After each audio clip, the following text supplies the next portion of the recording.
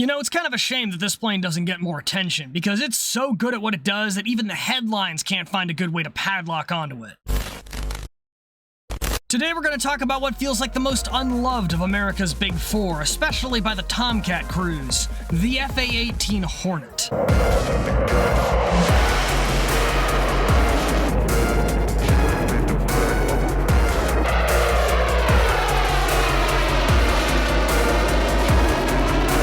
More specifically, the Legacy Hornet. I know the Super Hornet is technically an extension of the Hornet family, but from what I'm reading, it's pretty much a Hornet in name only, which is ironic because the lightweight Legacy Hornet could actually be considered an extension of the F-5 Tiger family. In early 1965, Northrop began looking at yet more ways to improve their F-5 Tiger light fighter design to make it more competitive for the US and export markets. And if it weren't for the fact that the games hadn't been invented yet, I swear they would have called this thing the Pokemon program for all the evolutions it went through. By mid-1966, they had evolved the base F-5 into the N-300, which then evolved again into the P-530, and by the early 1970s, it had evolved yet again into the P-600, right on time to take part in the Air Force's lightweight fighter competition in early 1965 as the YF-17. Except during this competition, the Air Force wasn't the only branch looking to pick up a new plane. What's this? In the early 70s, the US Navy was coming to terms with two realizations: that their strike aircraft were getting old, and that the brand new F-14 Tomcat had very limited planet-pounding power. And while they really wanted the Tomcat they'd already sunk so much money into, after only 2 years of service, it was already abundantly clear that it was about as high maintenance as the CEO's daughter and about as cheap to match. On top of that, it was also getting more and more expensive to maintain the aging fleets of F-4s, A-4s, A-6s, and A-7s. A common phrase in engineering is that perfect is the enemy of good enough. And for what the Navy needed, the Tomcat was perfect. But with the number of roles that would be required of this new plane and a focus on cost, the new plane would have to be perfect at being good enough. They would begin issuing a new VFA-X program to field a strike fighter in 1974. And since Congress likes spending less money, they would then order the Navy to adopt a carrier-capable version of the lightweight fighter concept of whatever fighter was chosen by the US Air Force. But there was a problem. Neither Northrop nor General Dynamics had any experience with carrier aviation, which is kind of an issue because if you don't know anything about mission requirements, Navy planes have to be built for a lot more abuse than Air Force planes. Even if you tried to build a plane that was exactly the same for both branches, the Navy plane would need a couple of extra things at a minimum. First, you would need a reinforced airframe and landing gear to handle belly flopping onto that carrier deck like a beached whale, and getting hit with the carrier spellcast of Expecto Planum, aka shooting you from zero to get out of my house in a couple hundred feet. Out of this house! You also need an arresting hook to make you go back from get out of my house to zero in a couple hundred feet, and a stronger bulkhead to mount it to. The nose gear, or aircraft as a whole, needs special provisions for locking onto the catapult, and the rear gear needs to be spaced further apart to accommodate tighter turns on the more crowded carrier decks. You also have to worry about fuel range, because good luck finding any other place to land safely when you're in the middle of the frickin' ocean, and that ocean also slowly eats away at your plane while it's out there. This is due to something called galvanic corrosion, where if you take two different metals and stick them together and get the joint between the two of them wet, over time particles of one metal will deposit onto the other and slowly weaken it. Add that to just standard rust, and the Navy plane also has to be more corrosion resistant than an Air Force equivalent. And it doesn't really seem to matter which plane you look at across history. Adding all that crap to a plane makes it pack on about 1,000 more pounds overnight, and no diet plan is gonna fix it. Since neither Northrop nor General Dynamics had any idea how to handle these issues, both companies would then opt to phone a friend. I'd like to phone a friend. General Dynamics would partner up with Ling, Temco, Vought, and Northrop with McDonnell Douglas, and for the YF-17, that meant McDonnell Douglas was now doing the bulk of the work retrofitting it for carrier design on paper. LTV would send in 3 naval concepts of the F-16, the Model 1600 using the standard Pratt & Whitney F-100 engine that the F-16 already had, the Model 1601 which used the Pratt & Whitney F-401 engine the F-14 Tomcat was supposed to have, at least before it was cancelled, and the Model 1602 which used the General Electric F-101 engine made for the B-1 Lancer. Old McDonnell's Aircraft Farm, on the other hand, would send in just 2 versions of the YF-17, the original one with YJ-101 turbojet engines upgraded from the ones bolted onto the F-5 Tiger, and a new version with a turbofan bolted onto the front of the J-101 called the F-404. And the YF-17 with F-404s was enlarged enough to accommodate it that the Navy decided to go ahead and just call it something else. the F-18. The Navy, probably erring on the side of caution, only crunched the numbers of the best of each, because, well, you're about to throw on an extra 1,000 pounds, you better have the muscle to move it. And between the Model 1601 and the F-18, the F-18 was estimated to have a better maximum altitude and better energy maneuverability. There was also the fact that because of the F-16's landing speed, if they wanted to get it slow enough to land on the carrier, they'd just end up banging the engine nozzle on the carrier deck. They also thought it was going to have a better max speed without afterburner, which, and I'm probably just guessing here, was probably backed up by that one time the YF-17 went to super cruise. 2 days after its first flight on June 9th of 1974, the YF-17 would break the sound barrier without using its afterburners. Yeah, there is a greater than 0% chance the Hornet could have taken the first American super cruise title before the F-22 Raptor was even a thing. What? Add that to the redundancy of twin engines and the pre-existing ordnance hardpoints built onto the YF-17, and the Navy made up its mind pretty quickly that they wanted the YF-17s on their floating city blocks. I like this one. And then the Air Force chose the F-16. Oh, I want this. This would mean the Navy would have to choose the basic F-100 engined F-16 for their new carrier plane. The bodybuilder engine wouldn't cut it, and Congress expects them to take the Jim Rookie engine instead. It is not gonna work. So the Navy remembers that it's easier to ask forgiveness than it is to ask permission, and just pushes ahead with the then renamed F-18 program anyways, without telling Congress. When they finally did report it to Congress, they would agree with their decision by trying to pin the blame for the failed direction back on the US Navy. Basically, Congress finally asked why the Navy couldn't just adopt an Air Force plane straight up, and finally learned about all the naval upgrades you then have to tack on to make it stick. I can only imagine that it was at this point that Congress then realized they'd made yet another stupid decision and tried to save face by asking the admirals in attendance why they would even consider trying it in the first place. And after being asked for the third time, the admiral speaking pretty much just nutted up and said, "Because you told us to, dumbass." What the hell were you even thinking? You told me not to think.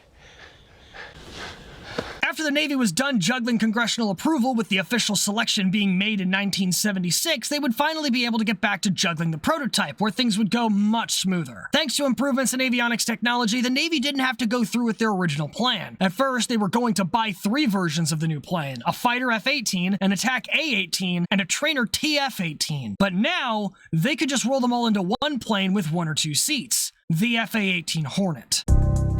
After years of bureaucratic BS, the Hornet prototype would finally take flight on November 18, 1978, and from there, it would shape up to a fighter jet with a unit cost of about $57 million in today's money. Now that's a cheap airplane. But while it may have been ordered for the Navy, it would go into service with the Marines first on the 7th of January in 1983. Hoorah! It would also reach initial operating capability with the Marines in October that same year, months before the Navy would even get their hands on one. The Navy would finally receive their first Hornets on the 1st of July the following year, and they would reach initial operating capability later in 1984. Now, the 2 C-18Bs might have been limited to training missions, but the A in F-18A stands for ass-whooping. The F-18 walks onto the field with a 20mm Vulcan cannon with 578 rounds and 11 hardpoints carrying up to 17,000 pounds of missiles, bombs, and 330-gallon gas tanks. While it can take off with a maximum of 51,900 pounds or 23,537 metric knot-pounds aboard, it typically does so with a combat load of 36,970 pounds or 16,769 knot-pounds. And while it is listed to possess a thrust-to-weight ratio of 0.96 to 1, with that combat load I just mentioned and half of its 1,629 gallons of internal fuel, that thrust-to-weight ratio actually goes up to 1.16 to 1, which is kind of impressive considering that it doesn't have the most powerful engines on the planet. The F-18, which used the more old reliable approach to its thrust holes, gets just over 10,600 pounds of thrust or 4,808 metric knot-pounds of thrust without the afterburner each, or more than 16,000 pounds or 7,264 knot-pounds with the angry stovetops active. This can still get it up to a max speed of just over Mach 1.7, which isn't as impressive considering its more powerful counterparts, but is probably more impressive considering it wasn't supposed to be close. I can't help but feel we're both missing some context here. And you can tell one big hint as to why just by looking at the wings. The front of those wings have a leading edge sweep of only 20 degrees when pretty much every supersonic jet out there has a wing sweep of 45 degrees or more, which means that the plane should be more vulnerable to something called aeroelastic flutter. Basically, if a plane goes too fast, its wings will start to vibrate harder than an OnlyFans toy, and eventually they'll snap right off, and straighter wings will generally start to flutter sooner at lower speeds. But the Hornet knows this is America. We don't care about physics. We use thrust. Thrust beats physics any day of the week. It's just science. But when the F-18 isn't burning gas, it's turning its ass in. It is certainly made for that. It has the leading edge root extensions to suplex the air back onto its wings when it cranks it around harder than that one goddamn bolt in your car that won't come out, which it could do up to a safe maximum of 7.5 Gs. When it's limited. The Hornet can actually turn harder than that, but it turns so well that it has a history of giving its pilots concussions, broken ribs, and other problems. From the moment I understood the weakness of my flesh. Since a fighter jet is supposed to deal damage to the enemy, not to its pilot, the Hornet has a limiter built into its fly-by-wire control system, which has a quadruple redundancy and a mechanical backup. This thing's honestly starting to feel less like an F-18 and more like an A-10, but the flight layout was more like an F-16, with the fly-by-wire system also managing a naturally unstable design that improved maneuverability at the cost of controllability. And just like the F-16, it would also auto-control the leading edge slats and flaps to maintain an optimal lift-to-drag ratio throughout. However, it was the first carrier airplane to feature a takeoff setting for the trim, which sets the elevators to a pitch-up position between 12 and 19 degrees based on its loadout. This is why you see Hornet pilots from cockpit cameras putting their hands up on the canopy during takeoff instead of having them down on the controls. The Hornet will literally take off damn near automatically.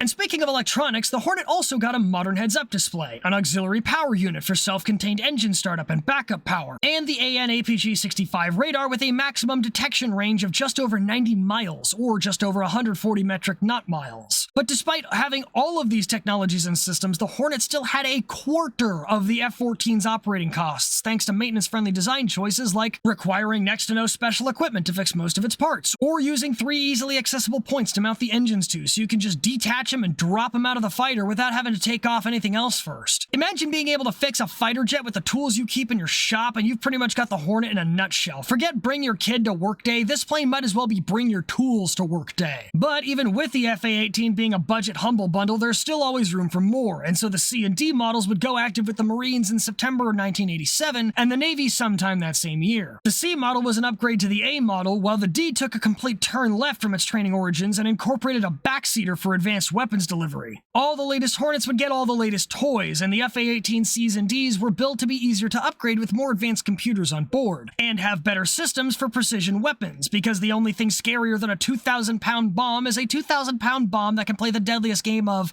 I've got your nose. Got your nose.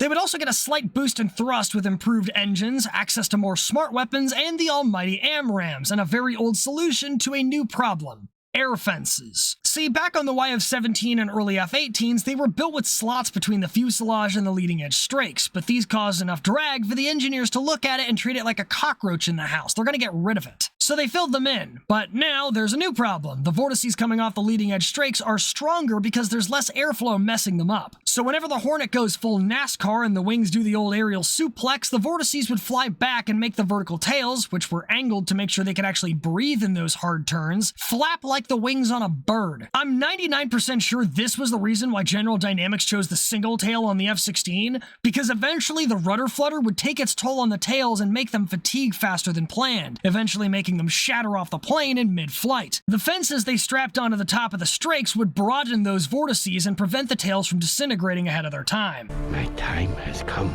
Later on, the Hornets would get upgrades like night vision devices and more modern improvements to help it handle all the messes the US would get it into over its service life, which would start with Operation El Dorado Canyon in 1986. During this year, the US would finally break off its increasingly tense diplomatic relations with Libya, and the Navy would drop some retaliatory bombs after being shot at by some of their SAMs. But after a terrorist bombed the La Belle discotheque in West Berlin on the 5th of April, the US decided it was time for someone to reach the find out portion of the graph. If you're not picking up what I'm putting down, I'm trying to tell you that the reason they called it Operation El Dorado Canyon is because you're gonna have a better chance of finding El Dorado than finding whatever's left of Libya by the time they're done making a canyon out of its grid square. square. The mission would see F-18s bomb military and government targets alongside A-6s, A-7s, and Air Force F-111s, putting 37 people in the forever box and 93 more well on their way. We're absolutely getting banished to the Shadow Realm for this. Ironically, that same year, the Blue Angels would hop into the Legacy Hornets as well, which makes sense if you think about it. The F-18's a multi-role fighter jet. It puts planes in the ground, it puts people in the ground, it even puts hopes and dreams in the ground, so they grow into a pilot tree. I'ma plant me a dumbass tree.